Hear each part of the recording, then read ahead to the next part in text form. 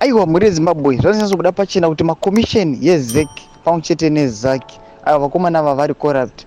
Nokuti panapa pane nhau inobuda pachange radio vanyora vachiti, in summary, the Zimbabwe Anti-Corruption Commission at ZACC Online is saying they will do nothing about Chivayo. At ZEC Zimbabwe scam, they have already moved on.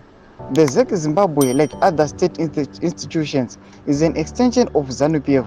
They have since ceased to perform their supposed duties. Ndo mashoko ari kubuda panapa. Sezvamunongoziva kuti aiwa zviri kubuda zvinzi aiwa ZEC chaiyo yakanyangoisa ma-affiliates avo yangoisa vanhu avo veZANU-PF.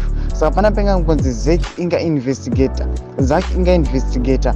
Aiwa zvinhu zvichiitika muZANU-PF zvinoda kuti aiwa vatongori vanhu veZANU-PF pachavo. Saka ndo mashoko ari kutongobuda panapa zvinzi conclusion, bottom line yatongodhirowewa ikaisiwa. Ndotongoti ZACC hapana zvachamboita neZANU-PF. ZACC haisizomboinvestigata vana wiki nochivayo.